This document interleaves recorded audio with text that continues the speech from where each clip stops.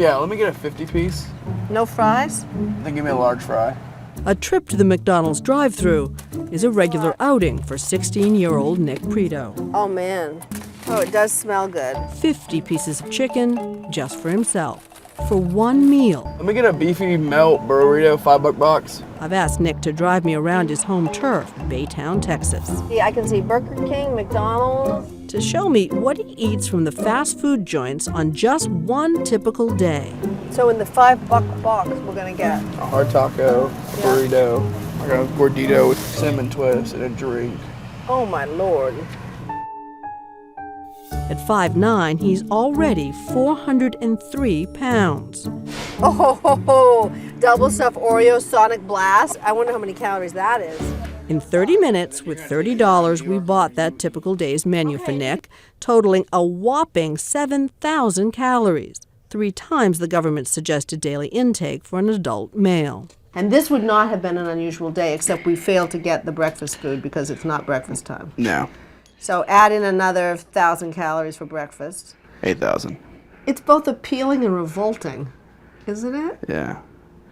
I mean, this alone right here. Yeah, those are the 50. Yeah. The chicken nuggets. Nick cannot continue to eat this way. His doctors tell him if he does, he's writing his own death sentence.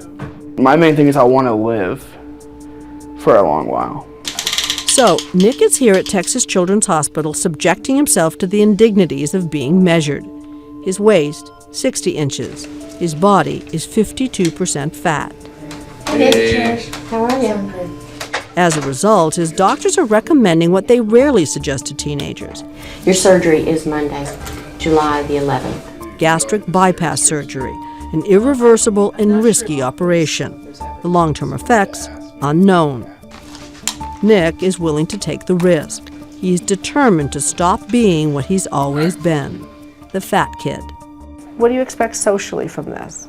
It's going to sound cheesy, but girls. What about girls? You know, it's senior year. You know, you want to date the homecoming queen. You know, you want to have the cutest girl. I guess just because I've been bigger, it's just nothing has really happened with the ladies. All right. When we meet him this summer, goofing around with his pals, he's already suffering from the ailments of an old man. Sleep apnea, a damaged liver, joint pains, and he's pre-diabetic. It didn't happen overnight. Here's Nick at age 7, seen here at age 10 with his mother Tony. By age 14, he was already too heavy to weigh on his doctor's scale. And like many overweight kids, he was teased. What kind of things would the kids say? Fatso, tubby. I was always the funniest one, so it never bothered me. That was my kind of coping mechanism, I guess. So you used humor as a weapon? Yeah, that's probably one of my strongest qualities, is being funny. By fighting back with humor, he tells us he won lots of friends. Is he popular at school? Yes. Yeah. Are you a little worried that the Nick you know and love is not going to be the same Nick after he loses weight? No, not at all. To me, I think he'll be more outgoing, if anything. But being funny is not enough. Say hi, Nick. How do you think people look at fat people? Fat, obviously. Lazy, no good. Big emphasis on the lazy part. All negative. Monster, yeah.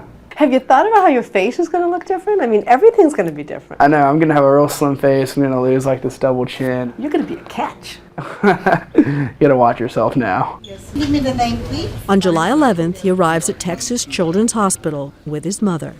Are you scared? No. I always thought about like this. If something goes wrong and I die, I know I've impacted somebody's life.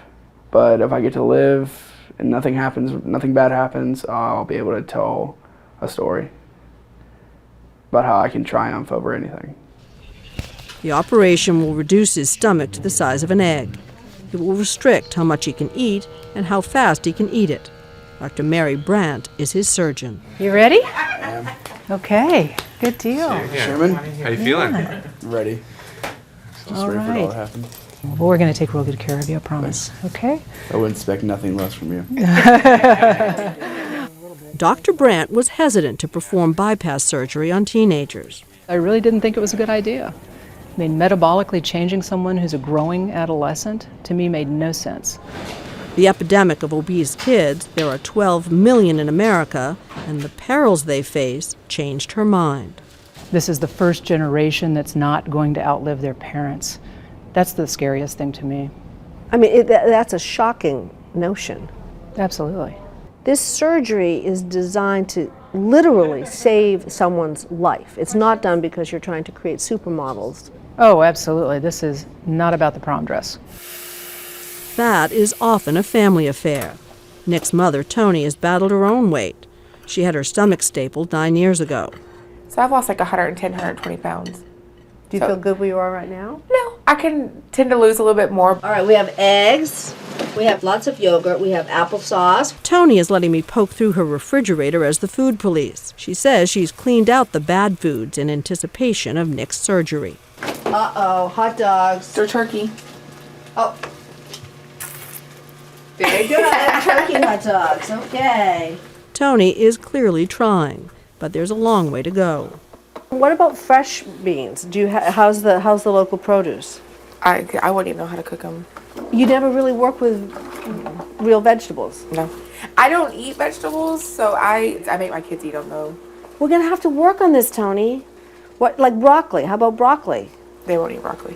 I'll try broccoli. You'll try broccoli. Yeah. All right. Okay.